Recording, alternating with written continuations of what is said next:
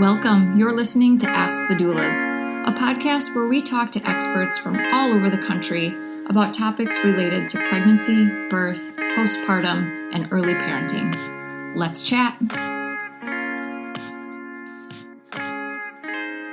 Hello. This is Kristin Revere with Ask the Doulas, and I am thrilled to bring back Kelly Emery to the podcast. Kelly is our breastfeeding educator at Gold Coast and owner of Baby Beloved. And she has so many titles in the breastfeeding space, including the highest level of training in IBCLC and a master's in nursing and so much experience. So welcome, Kelly. Good morning, Kristin. How are you? Doing well. So I had asked you to chat with our audience about working with lactation consultants within the hospital after delivery, since you have not only had private practice, but have worked in pediatrician offices and have worked in multiple hospitals. So I'd love for you to share a bit more about your background with our listeners. Sure. Yeah, I have been doing lactation work for about 31 years. And about 10 of those years, I also was interwoven into hospitals, and some of that as a postpartum nurse. So I've done it all, like the postpartum nurse role, the lactation consultant role, a lactation educator role. I've taught classes, just about everything. So I have a lot to say on this topic. Definitely. That's why I thought you would be perfect to address this. And I find that as we are in prenatals with our birth doula clients, we're discussing preparation and options, and not everyone takes a breastfeeding class, although I feel like they should, or a pumping class if their goal is to exclusively pump. But they feel like it will just be a natural and easy thing to breastfeed after delivery if that is their goal. And it isn't always that way. So I'd love to hear your take on preparation before and how to utilize help, whether you have a doula or not, with the first latch. And then in many hospitals, you get moved to a postpartum room and then have support from postpartum nurses. As you mentioned, you had that role in the past. And then also, if it's a larger hospital, there are lactation consultants that go room to room and offer support with at least one visit, if not multiple. Yeah, starting way at the beginning while you're still pregnant is ideal. I know a lot of moms don't do that, or pregnant people don't do that because I don't know why exactly. Maybe they're working full time. Maybe they have just expect it will go well. And sometimes it does. I don't want to discount that at all. Sometimes you can overthink things and sometimes it does go well. But studies have repeatedly shown that those who have taken a breastfeeding class, they have more confidence going in and they know how to pivot easier if something does go awry. So in my opinion, and research shows it is better to take a class. And if you can't take a class, the next thing would be to be around people who are breastfeeding. So if it's nothing that you've ever really seen in your world, if you've never really seen a baby latch or talked at length with someone who's currently breastfeeding, it can be an eye opener to see what it's really like. So I always encourage moms to take a class and go to a support group or be around other women who are breastfeeding currently and just get curious and ask your questions. And that's another way to learn and to gain your confidence. So that's where I would start. And then going in to the hospital, I always recommend my clients to take whatever questions you have with you. Like you can make a note app, any questions that are still remaining. So if you do come across a good lactation consultant or a good postpartum nurse or labor and delivery nurse, you can ask everybody. It's again about being curious and getting different people's perspectives. I'm kind of one who likes to stay off the internet a little too much. That can be really anxiety provoking for some people and not very helpful. I think conversation with a human who is not making money off the conversation is usually a better resource. And those mom groups often give advice that is not evidence-based and it's based on personal opinion. And so if that is, or some of those, like groups where peer-to-peer, like say a baby center, for example, and it's not led by a lactation consultant like yourself. If things are going great and you're just going for just to get out of the house, those are wonderful to be with other mothers. But if you have something that's really painful or worrying you or something's not right about your lactation journey, try to stay off TikTok as much as you can. If pumping is in your future, I usually recommend, especially if you are in a more rural area, take your pump to the hospital with you. Yes. And I recommend that because the flange sizes or the breast shield come in different sizes. But sometimes the buttons on it are kind of confusing and you don't know how to use it. So even if there's not a lactation consultant at your more rural hospital, I know that there are a ton of nurses there in their childbearing years. And I know that there are some that have pumped at work and breastfed their own babies. So those postpartum nurses can be a treasure trove of information if you don't have a lactation consultant, because they've been there, they've done that, and they work with moms all the time in your same boat. So I would say take your pump and ideally request right away. Even when you're in labor, I told people to go and you tell your labor and delivery nurse what your plans are, that this is important to you. You want to do skin to skin. You want to latch right away, blah, blah, blah. All the things that you do want, let them know right away. And then also let them know that you have a lot of questions and that you want to see a lactation consultant as soon as you get back to your postpartum room. Because then the labor and delivery nurse can get the ball rolling and she can put in a consult. Because sometimes the lactation consultants are busy and they have a long list of people to get to before you. So if you want to be able to see someone there, get on the list early. As soon as you enter the hospital, I would try to get on the list and let it be known that you do want to at least once meet with a lactation consultant if possible. That's a great idea. And certainly if you are writing out a birth preference sheet or a birth plan, having that on there for the nurses as a reminder, you may forget to tell your nurse, or if you don't have a doula or other support person to make that request. But I agree. And sometimes, depending on the hospital, if you deliver on a weekend, there may not be lactation on a weekend. So utilizing, as you mentioned, postpartum nurse or support is also important. Yeah, because some of the postpartum nurses have also gone, and doulas actually have gone through and done some trainings on lactation support. So you never know who you might be walking into your room might have some extra lactation support.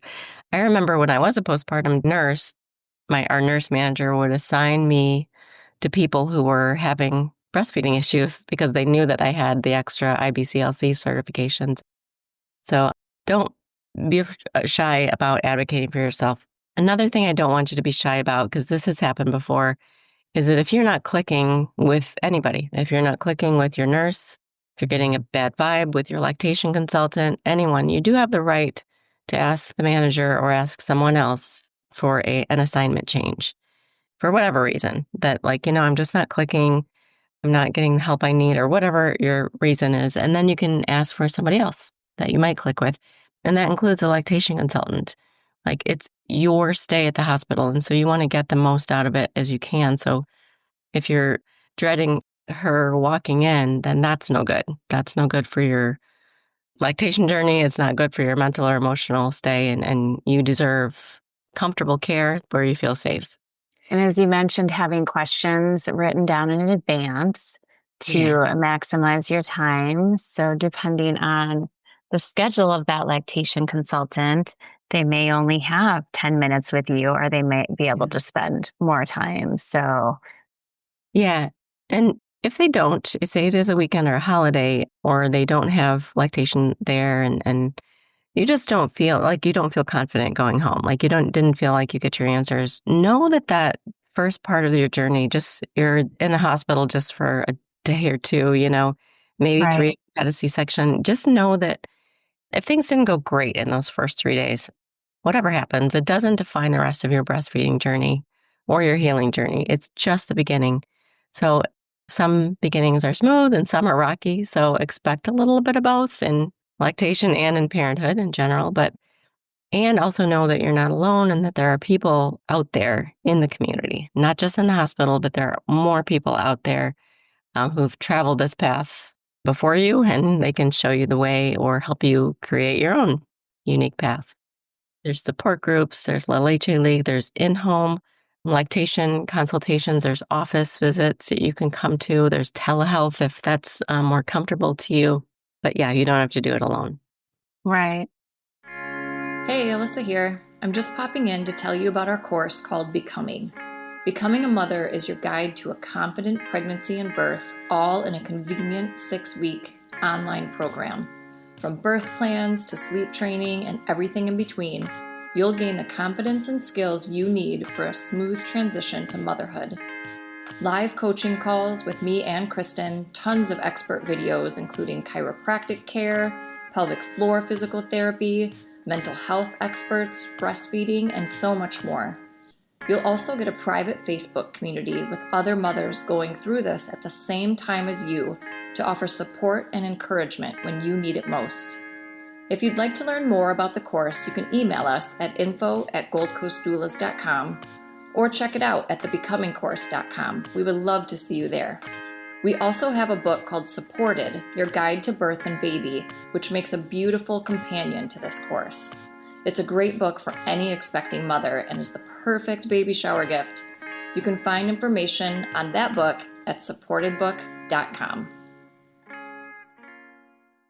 You mentioned a surgical birth and extended time potentially in the hospital. Yeah. Any tips for our listeners who are planning a surgical birth and want to breastfeed, and how to, again, maximize that support while in the hospital? Absolutely. Things have come a long way in 30 years. Again, tell your team before you even go in for your surgery what you'd like to do and if everybody's healthy and happy and things are going smoothly, you would love to do the skin to skin right away, even in the OR room. And having the baby close to you is, if at all possible. So you can try a first latch, as soon as everyone is able, I guess. And that may depend on whatever circumstances you have, but let them know that this is important to you, that the first latch be helping them, because you won't be able to sit up right away. You may need some extra help and support with that. So getting that in place early is critical. Right. And that's why partners attending a breastfeeding class can be so helpful. Yeah. With that first latch, again, if someone on the team is not able to help at that time, like a nurse. Yeah. Again, the studies show over and over again that the biggest part of the factor of whether breastfeeding goes well or not is the partner. And so if they're there seeing what a latch is supposed to look like, and they get kind of a sense of what breastfeeding is, they can be hugely helpful. Even if she has like a spinal headache and she has to lay down, the dad can help or the partner can help with latching in that situation. It is really, really great if the partner can take the class and see the same thing that the birthing woman is seeing. Yes, I agree. And then what happens if baby goes to the NICU and, again, your goal is to breastfeed? Again, let everybody know, but they will probably bring in or you can ask for a hospital grade pump, like it's Medela is around here, the Medela Symphony pump, to get a really great start on your milk supply. Because when you're separated from baby, there's just a little trickier parts to this. It's not fun. You don't have a cute, sweet baby in your arms to do this with and get this lactation journey going. So it turns into making friends with a pump. And so getting the right pump in your room pretty soon after delivery, getting the right breast shield sizes so you're not in pain when you pump, making sure to advocate for yourself about, these look too big, these look too small, these are hurting me, I'm not getting very much milk out, constant conversation with your nurse or your lactation consultant to make it right. Those first 2 weeks are pretty important for establishing milk supply. So like if your baby is going to be in the NICU long term, having a really good plan in place for protecting your milk supply until your baby can latch is goal number one. So they will get you in your postpartum room, get you a pump and get you on a schedule and go over everything that you need to know about the pump. But then also advocating to go down as soon as you're able to see the baby and hold the baby even if you're not latching, putting the baby skin to skin and then pumping right after or pumping while if you can figure it out, that is huge for your oxytocin level, which is something that helps your milk let down. So all along that NICU journey, reaching out to someone who is their lactation person or a really good nurse who knows the lay of the land when it comes to pumps and latching. Right. And I found with my daughter's NICU stay that it was helpful to let my postpartum nurse know my schedule of going back and forth from the NICU and when I might have open time for a lactation consultant to stop by. And that worked out for me because, again, as you mentioned, I had a lot of questions about the pump. I wanted to keep up my supplies since I wasn't directly breastfeeding my daughter when she was in the NICU. And so, looking at options of renting a hospital grade pump, which I did from you. And so, so lots of different support options can be given out at the hospital. Yep. And finding that right person who will help you navigate all that you don't have to do it all alone. Right. And then with the journey home, it can be, you have all of that support from nurses, whether you're a first-time mom or a seasoned parent. You can have issues with breastfeeding like baby 3 that you didn't have with baby 1. So it can be overwhelming. And as you mentioned, those critical first weeks in the pumping or breastfeeding journey and needing to understand all of your options from, as you mentioned, like support groups like La Leche League or hospital breastfeeding groups or going back to the hospital to see a lactation consultant or the groups like your own at Baby Beloved where you can have in-home or in-office or telehealth conversations with an IBCLC. Yeah, it's all out there. But sometimes the hardest thing is just picking up the phone and making the call or just putting on your clothes to get out the door to even go. Like all of that you just listed sometimes can feel overwhelming. Getting those phone numbers ahead of time and getting not only the phone numbers, but the addresses. Like it seems like a simple thing. Oh, I'm just going to look up the address and see where to go. But when you're going on 2 hours of sleep, it's a mountain. It's not just a little molehill. It's a mountain to seem like you can make all those arrangements and pack the bag and get everybody out the door to go do those things. This is, again, where a partner can be all these numbers could be on the refrigerator ahead of time, and the partner can jump in and say, okay, I'm going to make this appointment for you. Yes. It's a huge load off of her shoulders if someone else can do that. Or make it ahead of time. I just did a prenatal consult yesterday, and she knows when she's going in because she's having a scheduled C-section. So we just made the appointment for 6 days after that. And then it's done. Like it's already in her calendar. You don't have to think about it. She already knows where to come because she came to my office to do her prenatal consultation. So she knows where to go.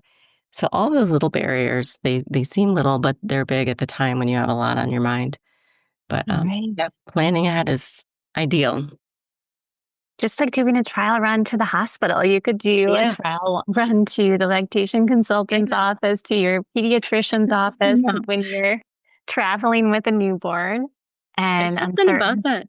There's something about like, okay, I don't know where to park and what door do I go in? Like all of those things are, the second time is so much easier because you already know.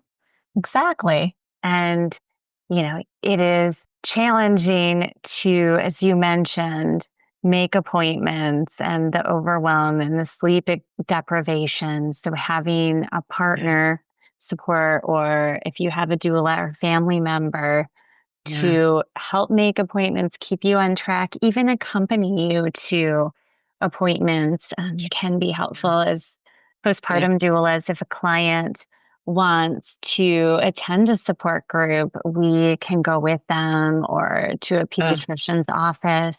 Or the grocery store for the first time can be overwhelming and you're afraid of a blowout or not having all the supplies you need. And so, And there's so much to carry. There's the car seat, there's the diaper bag, there's your own purse.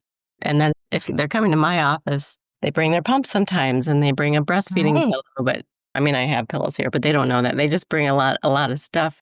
It's almost like you need an assistant to help you carry this stuff around. Yeah. Yes, exactly. So any other tips for our listeners about that early support in the hospital? Or we also didn't mention home birthing or birth center experiences. Same sort of thing. Just keep advocating for yourself, or have a partner know, or a doula know what your wishes are, because sometimes you don't have the strength to advocate for yourself. So at least you have a team. It doesn't have to all land on you. The partner, they have a stake in how your baby is fed as well. So they can take on part of this job of getting help and lining up help if you are struggling at all. Or even if your confidence is low and you just want someone to look at the latch and say, is this okay? Is my baby doing okay? Sometimes that's just all you need. And that's huge. And then you can just exhale and go on with your day. But having it not have to be all on you, just let everybody know what's important to you and then how they can help. Yeah. Exactly. So how can our listeners connect with you, Kelly? I'm at Baby Beloved Inc. So that's babybelovedinc.com. And I have an assistant that can help set up any kind of appointment that you want, prenatal or postnatal, and doing home visits. And then I'm downtown Grand Rapids in the Masonic Center. And as you mentioned, you have not only an assistant, but a team of other lactation consultants. Yeah. And for our listeners who are located in Michigan, what areas do you cover? Oh, man, I have stopped doing home visits recently, but Sarah does. She goes to all the way to Kalamazoo, all the way up to Big Rapids. Like we've done all the way over to the lake shore. So Muskegon, Spring Lake, Grand Haven. Yeah, a pretty big radius. There is a travel fee associated with that, but we're accepting most insurances. So you would just have to pay the travel fee. Right. That's a good point, because not all lactation consultants accept insurance. So looking into that ahead of time can be helpful if you think you might want support and you want insurance to pay for that. Finding lactation consultants like yourself who take insurance, or, most will take a health savings or flex spending account. Absolutely. Yeah. Yeah, we can look up we can verify the benefits ahead of time too if you wanted to contact us while you're pregnant. Yeah, saves a step for sure. Yeah, absolutely. And then you also teach classes for our listeners who are located outside of Michigan. They are virtual options for your pumping class, your breastfeeding class. So tell us more about that. It's called Breastfeeding, Getting a Strong Start. And then there's also Work Pump Balance. You get a discount if you do both of them together. But over COVID, when I had some extra time, I decided to make an online course. So it's a 3-hour online course about everything that I've learned and done in 31 years or 30 years. I love it because it's not just fluff. It's also about troubleshooting. So if something does go wrong, so this kind of sets me apart. I was looking at other online courses to see what they were about and what the complaints were, what the reviews were. And a lot of people wanted, okay, what if I do get a cracked nipple? What do I do? So all of the things, any kind of pitfall that you might come across, the evidence-based protocol for that would be in my course. So I like it. I'm pretty proud of it. But you can get that online again at my website or through Gold Coast Doulas. Exactly. Yeah. Well, thank you so much for your time and sharing your wisdom, Kelly. Appreciate you. Yeah, you're welcome. Take care. You too. Thanks for listening to Ask the Doulas. For more information about Gold Coast Doulas, visit us on our website, goldcoastdoulas.com. We're also on Instagram, Facebook, and YouTube. If you like this podcast, please subscribe and give us a 5-star review. Thank you. Remember, these moments are golden.